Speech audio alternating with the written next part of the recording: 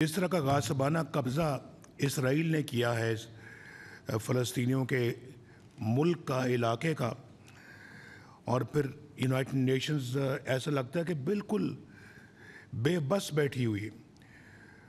उन्हीं के पास करदा जो है वो रेजोल्यूशंस पर कोई अमल नहीं हो रहा। शहबाज शरीफ साहब ने यूनाइटेड नेशंस में फ़लस्तीनियों का मसला बहुत फोर्सफुली उठाया है, और मैंने एक एक लफ्ज़ सुना उनकी तकरीर का, तो बहुत उन्होंने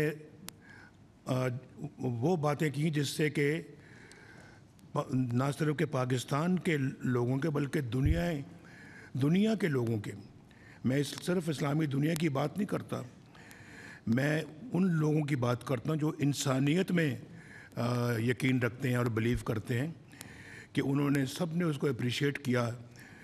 तो ये बहुत अफसोसनाक है कि ये सूरत हाल जो है ये इन अक़वाम मुत्तहिदा की रेजोल्यूशंस के बावजूद जारी है, और बड़ी डटाई के साथ वो ये सारा काम कर रहे हैं। उनको परवाह नहीं है कि कौन सा रेजोल्यूशन यूएनओ ने पास किया, और यूएनओ को भी गालिबन लगता है कि कोई फ़िक्र नहीं है कि वो कम से कम एक बहुत बड़ी बॉडी है दुनिया की जो कि अपने रेजोल्यूशन को इम्प्लीमेंट नहीं करवा सकती। ये उसी तरह से है जैसे कि कश्मीर पे यूनाइटेड नेशंस की जो रेजोल्यूशन है वो आज तक वो भी इम्प्लीमेंट नहीं हुआ।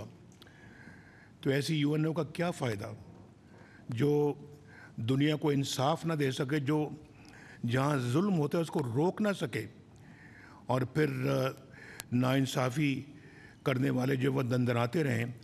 तो ये बहुत अफसोसनाक बात है।